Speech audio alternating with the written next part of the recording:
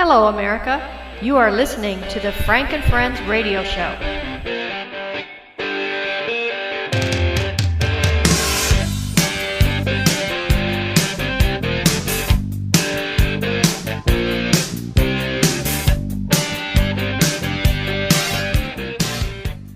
Liz, welcome to the Frank and Friends internet radio show. Thank you. I'm very pleased that you're here.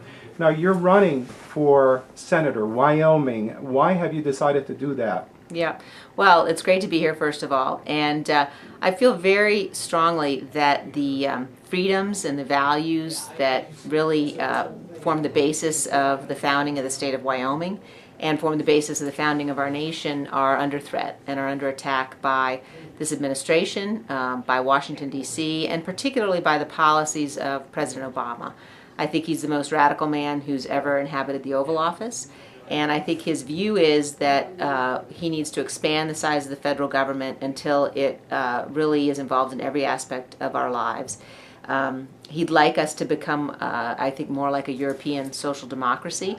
And I think it's very important, those of us who believe in freedom, who believe in free enterprise, who believe in the sovereignty of the people, need to say enough is enough. We need to draw a line and stand and fight and push back against this. And so that's very much why I'm running. I think it's time for a new generation of leaders to step up to the plate and to begin to fight back and fight for our freedoms in Washington, D.C.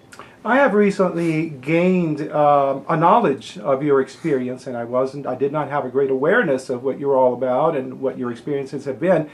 What experiences have you had, positions that you've held that qualify you as someone who would be effective as a U.S. Senator for Wyoming? Yeah, it's I think a combination of both, being a fourth generation Wyomingite. My great grandfather and his brothers first came to Wyoming in 1907 and worked in the oil fields, the Salt Creek oil fields, and also then my family with the lye buyers had a ranch near Lysite. And ever since then, obviously, in my family, very much sort of a tradition of the Wyoming values and what it means to live in freedom, what it means to have grown up understanding the kind of respect we have for one another in Wyoming, as well as understanding how important it is that we defend those freedoms. So it's sort of, first of all, that grounding, that sense very much that Wyoming values are in my blood. Wyoming has always been my home. But I've had the opportunity to serve in a number of different positions in Washington. And those positions in the executive branch have given me insight into how the executive branch works, how it doesn't work, which agencies really need, frankly, to be severely reformed, some probably abolished. It's given me an insight into sort of where, which buttons to push. I know how to get things done because I've frankly served in the government in Washington. But also because I've, got this grounding in Wyoming, I'm never going to have my head turned by kind of the establishment in Washington. I certainly wouldn't go there hoping for their praise. I would not forget the people that elected me or the people that I work for and, the people here in Wyoming. Thank you. I just have two more questions for you. I know your time is very limited. There is a huge problem in the United States right now, a great deal of uncertainty on the part of every citizen who's aware that we have a more than $16 trillion national debt. Ann Barnhart, who is rather well known on the internet, says there's no way we can walk back from this, that an implosion of the United States financially is going to happen. What are your thoughts on addressing that debt, and can you give us any hope here? Yeah, well, I think we certainly have to address it. You've also had, the chairman of the Joint Chiefs say that it's the largest national security threat we face. I think that, number one, we have to do is stop the out-of-control spending that has been a hallmark of the Obama administration.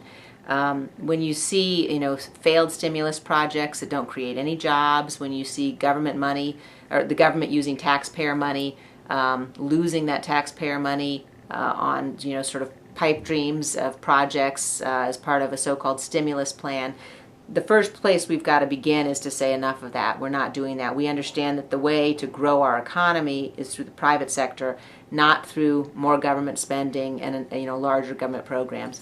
And then we've got to begin to deal with things like Medicaid. When you look at the extent to which we are creating entitlement programs and funding entitlement programs that, frankly, we cannot sustain. If we're going to begin to get the debt under control, we have to look for ways that we can address the entitlements side of the spending. I think discretionary spending is something like 16% of the overall total every year. So even if we're in a position where we would stop all of that, we've still got a very significant problem. Thank you. Our final question for you, illegal immigration. We have, says the political establishment, 11 million people who are here illegally. Factually, they don't know. Many of us have guessed that they are upwards of probably 30 million. The current ideas being floated are to legalize these people in some fashion with or without a pathway to citizenship.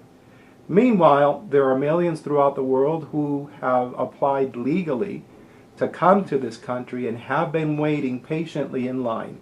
How would you address the issue of illegal aliens here in the United States and their children who were born in the United States?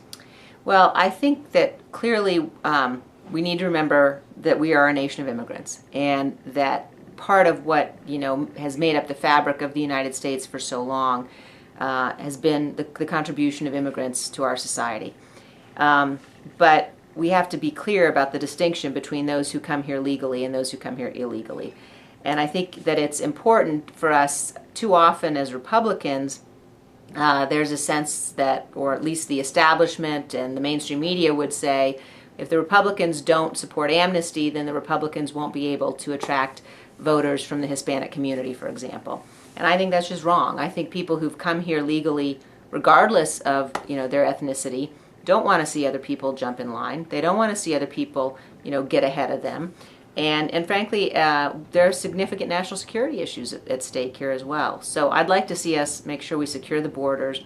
I would not have supported the immigration bill that's now under consideration on the Hill. I do not think that it does enough to secure the borders, and I think it gives too much flexibility to the Secretary of Homeland Security, for example, to decide whether or not she's going to implement certain parts of that law. We've got to deal with the issue. We need to find a way that we can attract the kind of immigrants that will continue to contribute to our culture, to our economy. But in my view, amnesty is not the answer. The answer is not looking for ways to frankly, turn our head away from illegality committed when people come here illegally. Thank you for your time, and we wish you the best in your campaign. Thank you. Appreciate it. Thanks so much.